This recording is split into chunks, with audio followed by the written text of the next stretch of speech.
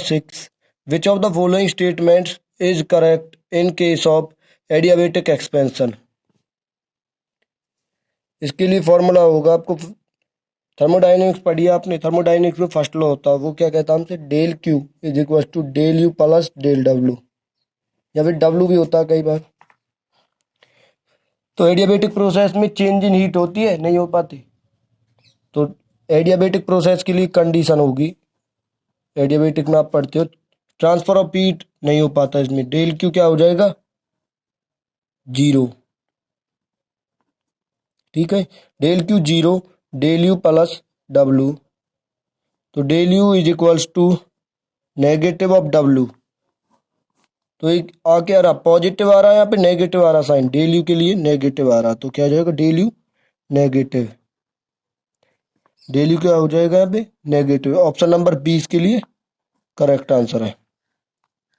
Question number 7, radius of gyration of solid sphere of radius R, radius क्या दे रखी है, R, about a certain axis is R, find the distance of the axis from the centre of sphere. इसके लिए solution क्या होगा, radius of gyration कैसे find out करेंगे हम, radius of gyration, radius of gyration, radius of gyration के लिए formula होता है root of I upon M. I क्या होता है, मूवमेंट ऑफ इनर्शिया, एम क्या होता है, मास। अब जो भी यहाँ पे दे देता है हमको, किसके लिए रेडियस ऑफ जायरेशन निकालनी, सॉलिड स्फीयर, होलो स्फीयर, किसी के लिए हो सकता है, रिंग के लिए भी हो सकता है, सर्कुलर डिस्क के लिए भी होता है, तो इनका मूवमेंट ऑफ इनर्शिया याद होना चाहिए। सॉलिड स्फीयर के लिए मूवमेंट ऑफ इनर्शिया क्या होता है, उसकी एक्सिस के थ्रू होता है जो मूवमेंट ऑफ इनर्शिया, वो होता है 2/5 आई इज इक्वल टू क्या होगा, 2/5 एम आर स्क्वायर, तो हो जाएगा रूट के अंदर 2/5 एम आर स्क्वायर। अब यहाँ से एम से एम कैंसल, 2 और 5 को डिवाइड करेंगे क्या आएगा, 0.4 आर स्क्वायर। अब यहाँ पे आप देखेंगे 0.4 को 0.4 ही लिख देंगे, आर स्क्वायर से रूट कैंसल, तो आर बचेगा, ये इसका आंसर आ जाएगा, root of 0.4 R. Option number C इसके लिए करेक्ट आंसर हो जाएगा। रेडियस ऑफ जायरेशन से क्वेश्चन पूछा जा सकता है, रेडियस ऑफ जायरेशन से क्वेश्चन पूछा जा सकता है, और मूवमेंट ऑफ इनर्शिया निकालने से भी क्वेश्चन पूछ सकता है। तो रेडियस ऑफ जायरेशन का ऑप्शन नंबर ए करेक्ट हो जाएगा, ना कि ये। ठीक है, 0.4 आर। नेक्स्ट क्वेश्चन पर बढ़ते हैं। Which of the following is a universal logic gate, universal logic gate, logic gate कितने होते हैं हमारे पास, लॉजिक गेट के बारे में बताता हूँ मैं आपको। लॉजिक गेट कौन कौन से हैं, एंड, और, नॉट, ये तीनों तो हैं लॉजिक गेट। ठीक है, लॉजिक गेट पर एक क्वेश्चन जरूर पूछा जाएगा, एयरफोर्स एक्स ग्रुप की फिजिक्स में जो क्वेश्चन आता है वो यहाँ से जरूर आएगा, या पीएन जंक्शन, एनपीएन जंक्शन से भी क्वेश्चन जरूर आता है।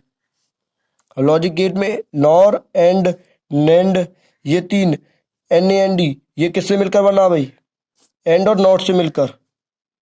ठीक है, तो यहाँ पे ऑप्शन नंबर डी करेक्ट है, ए और C, N A N D N O R, ये दोनों गेट कैसे हैं, यूनिवर्सल लॉजिक गेट है। और ये कैसे, ये केवल लॉजिक है, ये यूनिवर्सल लॉजिक है दोनों। NOR, N A N D कैसे गेट है भाई, यूनिवर्सल लॉजिक गेट। ठीक है, अब हम नेक्स्ट क्वेश्चन पर बढ़ते हैं। In the absence of earth atmosphere the sky will appear, अगर एटमॉस्फेयर ही नहीं होगा, एटमॉस्फेयर नहीं होगा तो स्काई कैसा अपीयर होगा, black. Option A correct. Next question 10 question पर बढ़ते हैं। Power of a lens which is concave, concave lens और कॉन्वेक्स लेंस पढ़े होंगे आपने।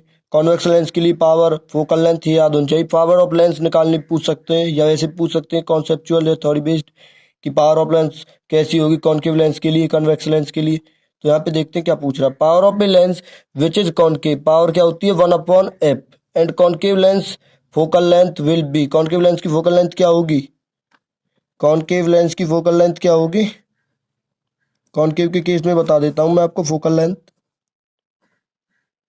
पॉजिटिव होगी या नेगेटिव, इसका आंसर होगा नेगेटिव। कैसे याद रखेंगे, देखो NEGATIVE, VE आ गया नेगेटिव, कॉन्केव में VE आ गया, ऐसे याद रख सकते हैं। फोकल लेंथ नेगेटिव है तो पावर भी इसकी क्या होगी, नेगेटिव। अब कॉन्वेक्स का याद करा देता हूँ। कॉन्वेक्स के केस को कैसे याद करेंगे, फोकल लेंथ देखेंगे, फोकल लेंथ क्या होगी उसमें, पॉजिटिव। अब देखो उसका याद हो गया नेगेटिव, तो दूसरे का बचा पॉजिटिव, या ऐसे भी याद कर सकते हैं कॉन्वेक्स में एक्स, एक्स ये प्लस की तरह ही हो जाएगा, कुछ सिंबल ऐसे, तो इसकी क्या हो जाएगी, पॉजिटिव। इसकी फोकल लेंथ पॉजिटिव है तो पावर भी क्या होगी इसकी, पॉजिटिव। ठीक है भाई।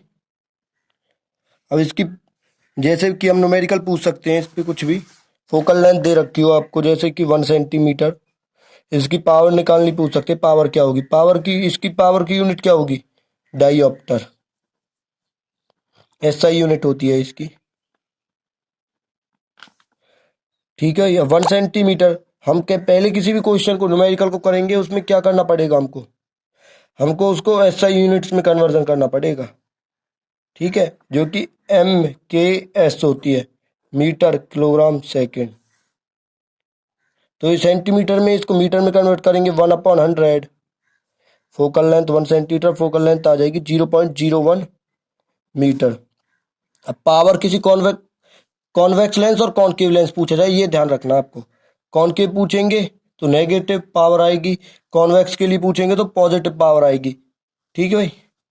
तो 1/एफ, एफ क्या आया यहाँ पे, मीटर वाला केस यूज करना आपको, 0.01, पॉइंट को हटाएंगे, ऊपर गुना में 100 चला जाएगा, 100/1, 100 आ जाएगा, 100/100,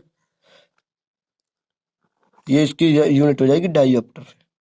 ठीक है, ऐसे पावर निकालेंगे।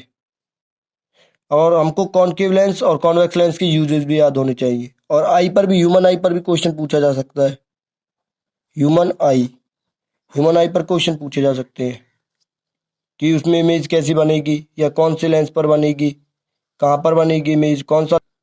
ह्यूमन आई पर क्वेश्चन क्या पूछा जा सकता है कि इमेज कहाँ पर बनेगी, रेटिना पर, रेटिना पर कहाँ पर बनेगी, येलो पॉइंट पर। ठीक है भाई, येलो पॉइंट पर बनती है इमेज, येलो पॉइंट पर बनती है ह्यूमन आई में, कहाँ पर, रेटिना पर बनती है। कौन सा लेंस होता है ह्यूमन आई में, लेंस होगा कॉन्वेक्स, कॉन्वेक्स लेंस यूज होगा। अभी कुछ ये सोचते हैं फिजिक्स में क्वेश्चन कैसे आ सकता है, तो बायो का क्वेश्चन, ये बायो का नहीं है, हम 12th में एक चैप्टर पढ़ते हैं वहाँ पे लेंसेज वाला, उसमें आता है ह्यूमन आई का क्वेश्चन भी, ह्यूमन आई का क्वेश्चन आता है जब 12th में हम पढ़ते हैं। ठीक है, ह्यूमन आई के वहाँ पे बताए होते हैं कि क्या क्या लेंस के बारे में बताया होता है, कौन सा लेंस होगा, कहाँ पे इमेज बनेगी, कैसी इमेज, इमेज कैसी बनेगी, real and inverted, real and inverted image बनेगी। तो आज का लेक्चर हम यहीं पर समाप्त करते हैं, आगे नेक्स्ट लेक्चर में कराऊंगा। अभी तो 10 ही क्वेश्चन कराए हैं, कुछ मैंने आपको इससे रिलेटेड और भी बता दिए जो वहाँ से क्वेश्चन बन सकते हैं। टोटल 25 क्वेश्चन आते हैं। मैं उम्मीद करता हूँ कि यहीं से कोई ना कोई क्वेश्चन आ जाएगा इसी तरीके से। इन तरीकों पर ही बेस्ड क्वेश्चन आएंगे, उनका लेवल अप हो सकता है या फिर लेवल डाउन हो सकता है बस।